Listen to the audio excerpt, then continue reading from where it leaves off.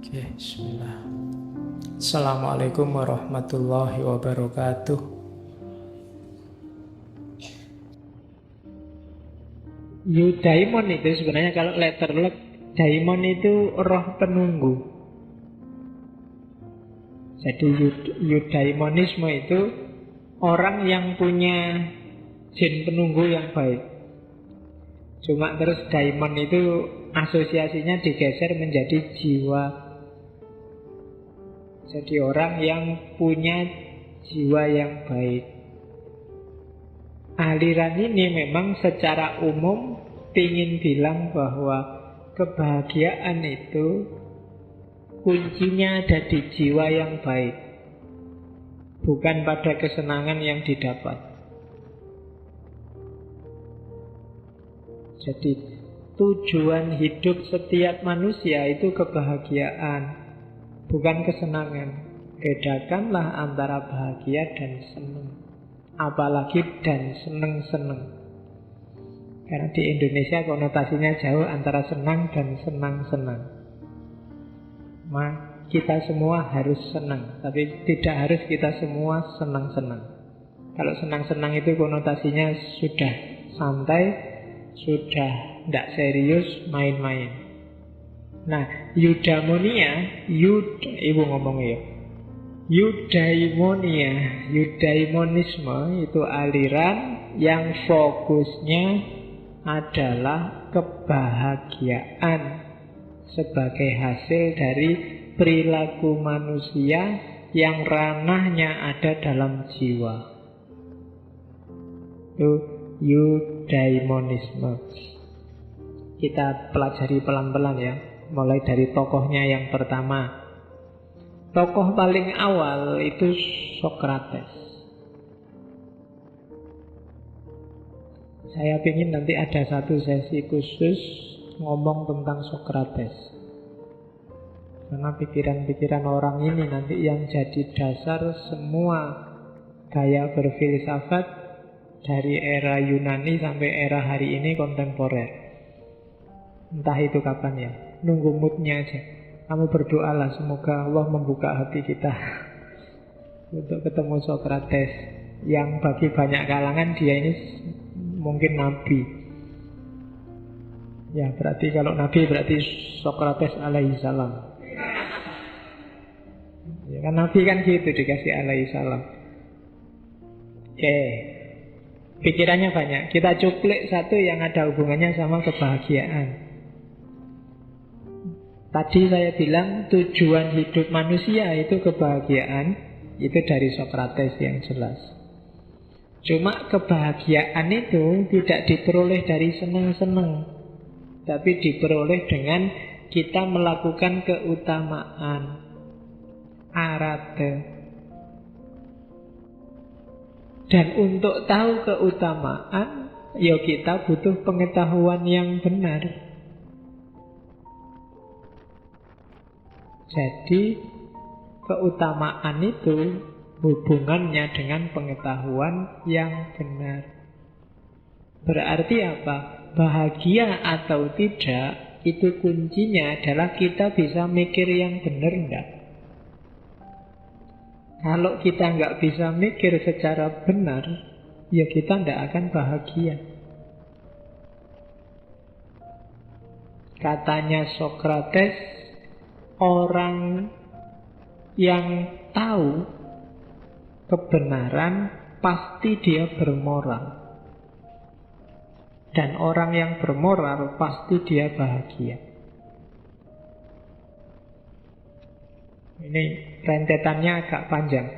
Pak, kan banyak Pak orang pinter tapi tidak bermoral. Pasti dia tidak bahagia kalau begitu. Kenapa tidak bahagia? Karena pengetahuannya tentang kebenaran tabrakan dengan praksis hidupnya. Pasti dia tidak akan bahagia. Jadi pengetahuan yang benar, perilaku yang benar, baru dari situ lahir kebahagiaan.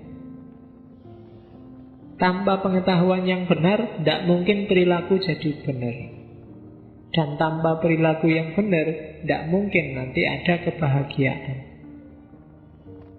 Kalau ada orang pinter, tahu mana benar mana salah, yang dilakukan kok yang salah, dia tidak akan ketemu kebahagiaan.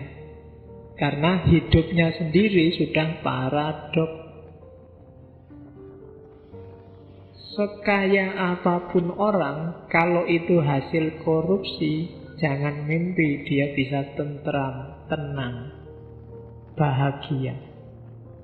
Kenapa? Karena ini tabrakan sama gaya hidupnya sendiri. Makanya kan kalau di Islam kan diwanti-wanti benar itu. Jangan sampai sedikit pun ada barang haram yang masuk dalam hidupmu. Bukan apa-apa. Kamu akan jauh dari kebahagiaan. Mikirnya nggak usah jauh-jauh. Besok berarti masuk neraka, Pak. Iyalah itu besok, dipikir besok. Sekarang itu loh kamu sudah sumpek. Kalau banyak yang haram-haram ikut masuk. Kenapa? Hidupmu kontradiksi. Tabrakan antara prinsip kebenaranmu dengan perilakumu. Kayak kamu nilaimu sih IP-nya 4, tapi kemarin ujiannya hasil nyontek. Tidak akan puas, hidupmu juga tidak akan tenang, tidak akan bahagia. Kalau ada orang muji-muji kamu, wah pinter banget ya IP sampai 4, kamu diam-diam bilang, jam-jamnya ya tidak nyampe segitu. Dan tadi, kalau pakai Epikuros tadi kan kamu tidak ada ketenangan hidup. Hidupmu akan selalu risau, tidak seimbang. Maka katanya Sokrates, kunci awalnya adalah pengetahuan yang benar. Kalau pengetahuan sudah benar, perilaku juga akan benar. Kalau perilaku benar, orang akan ketemu kebahagiaan. Jadi berarti apa pertama-tama? Teorimu, pemikiranmu, pengetahuanmu harus benar dulu. Jadi itu kuncinya. Maka belajar itu wajib. Bukan urusan kamu diperintah, tapi untuk kepentinganmu sendiri. Semakin luas wawasanmu, semakin dalam pengetahuanmu, akan semakin bagus perilakumu. Harusnya begitu. Kalau tidak begitu, pasti kamu tidak akan ketemu kebahagiaan. Karena kamu tidak menetapi keutamaan versimu sendiri. Itu kan yang bikin kamu, misalnya kamu sudah tahu kok kalau yang nggak kamu jalankan. Tahajud itu sebenarnya bagus loh. Kalau ngaji Quran itu sebenarnya penting loh. Kayak itu kan yang hari ini sering kamu lewatkan itu kan. Kamu tahu itu bagus, baik, penting, tapi kan nggak jalan dalam hidupmu. Itu kan ada kontradiksi. Kamu sering galau sendiri, sumpek sendiri kalau sudah masuk wilayah itu. Kalau ada temanmu rajin tahajud, kamu sebenarnya gelisah kan kamu. Janjani ya apik ning yo. Terus kamu nyari-nyari alasan biar nggak tahajud juga ndak apa-apa. Itu kan sunnah Pak. Itu iyalah pembelaanmu boleh, tapi kontradiksi nggak bisa kamu ingkari bahwa dalam dirimu ada tabrakan itu. Dan itu biasanya bikin kamu ndak bahagia. Maka luruskan lagi pengetahuanmu. Dari pengetahuan yang lurus akan lahir perbuatan yang lurus. Dari perbuatan yang lurus akan lahir kebahagiaan. Di situ tak tambahi satu katanya Sokrates. Dan jangan lupa, pengetahuan paling berharga adalah pengetahuan tentang dirimu sendiri. Tentang banyak hal lain kamu bisa menipu, tapi tentang dirimu sendiri kamu tidak akan bisa nipu. Kalau rumusnya di Sokrates kan know yourself, kenali dirimu. Begitu kamu kenal dirimu, positioningmu dalam hidup jadi enak. Siapa sih aku? Aku itu cara mikirnya gimana sih? Kebiasaanku apa sih? Tipikalku ini orang yang kayak gimana sih? Yang jelek-jelek apa? Yang bagus-bagus apa? Itu kan kenal dirimu. Kalau sudah kenal, ngatur strategi hidupnya enak. Nah itu Sokrates, gurunya para filosof di Yunani.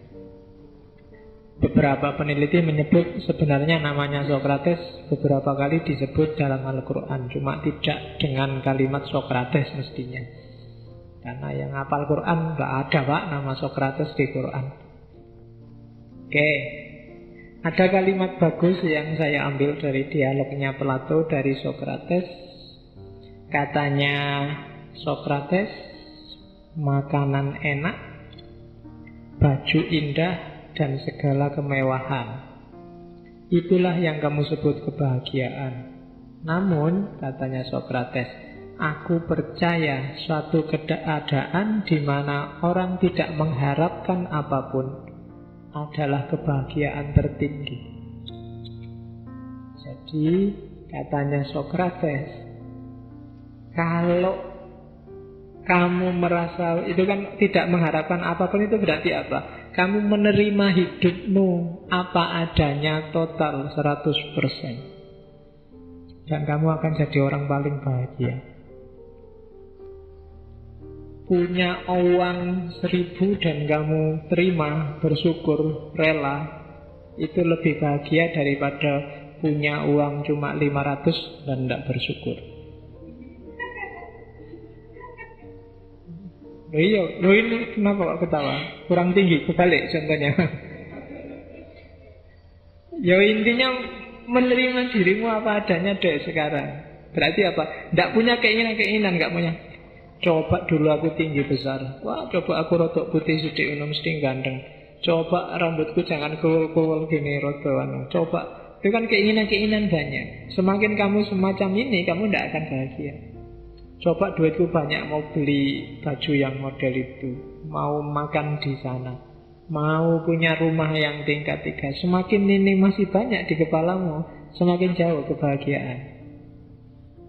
Tapi semakin kamu menerima dirimu sendiri, kalau bahasa sufinya qanaah, ya wis punyanya ini ya ini, mau apa lagi? So, dengan ini aja sudah senang saya, sudah syukur. Itu kamu bahagia.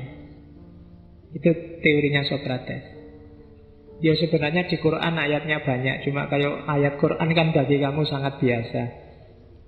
Beda kalau tak kasih ini ayat Sokrates loh. Kelihatannya lebih gaya ini bagi kalian, jadi biar ada getarannya lah teorinya ngono pakai Sokrates. Padahal ya padha wae, nanti banyak ayat juga konotasinya sama. Jadi katanya Sokrates, aku percaya satu keadaan di mana orang tidak mengharapkan apapun adalah kebahagiaan tertinggi. Kenapa kamu kecewa, sumpek luar biasa dengan kondisi Indonesia? Karena kamu punya banyak sekali harapan pada Indonesia dan pemerintah. Coba tidak usah mikir neko-neko wis karepmu Indonesia arep apa, itu kamu lebih tenang, lebih bahagia. Wong yo kamu ikut mikir juga, emangnya siapa yang mau dengerin pikiran-pikiranmu? Wartawan juga tidak akan nganggep. Jadi dinikmati aja hidupmu, diterima apa adanya. Dalam konteks kalau kamu nyari ketenangan, kebahagiaan. Itu Sokrates. Oke, teori pertama. Teori kedua, eudaimonismenya Plato, muridnya Sokrates, yang sempat jalan-jalan lama ke dunia timur sehingga banyak teori-teorinya sangat bau timur. Termasuk tentang idea.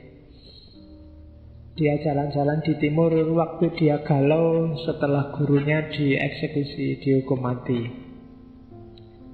Katanya Plato, dia setuju 100% sama gurunya bahwa pengetahuan puncaknya kebahagiaan itu ada di pengetahuan yang baik, cuma dia nambah.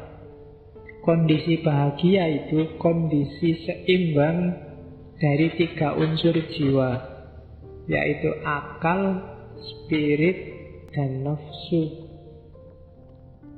Jadi ini harus seimbang dengan koordinatornya akal. Yang harus jadi rajanya adalah akal. Jangan spirit, jangan nafsu. Kalau akal yang menang, dia akan jadi manusia rasional. Kalau semangat yang menang, dia akan jadi manusia pemberani, tapi tanpa akal dia akan jadi manusia nekat tanpa perhitungan. Kalau nafsu Yang nyetir nafsu akan membawa orang bahkan lebih rendah dari binatang. Tapi nafsu akan menjamin hidupmu nyaman kalau dia disetir oleh akal.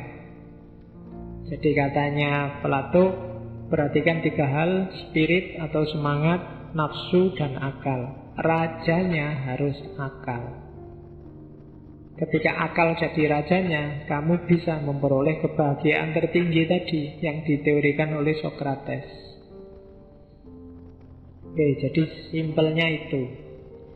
Nanti apa sih yang diperoleh ketika akal menguasai spirit dan nafsu? Katanya Plato, ya paling tidak ada 4 hal paling utama, yaitu kebijaksanaan, keberanian, tahu diri, dan keadilan.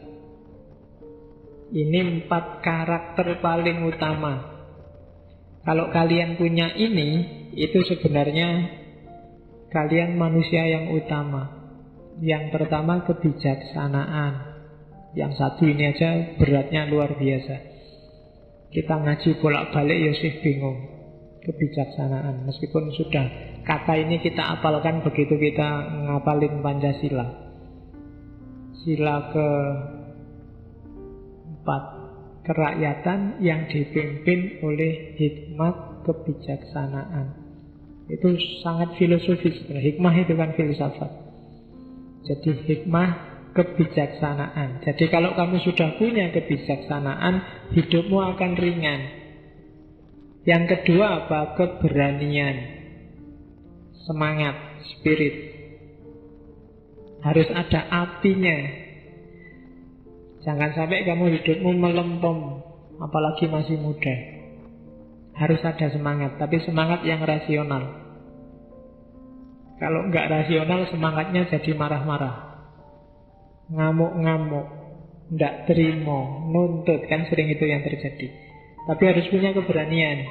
Anak muda nggak boleh pengecut, tapi juga harus tahu diri, bisa ngukur kekuatan. Dan yang terakhir, adil. Ini 4 karakter utama manusia utama, katanya Plato.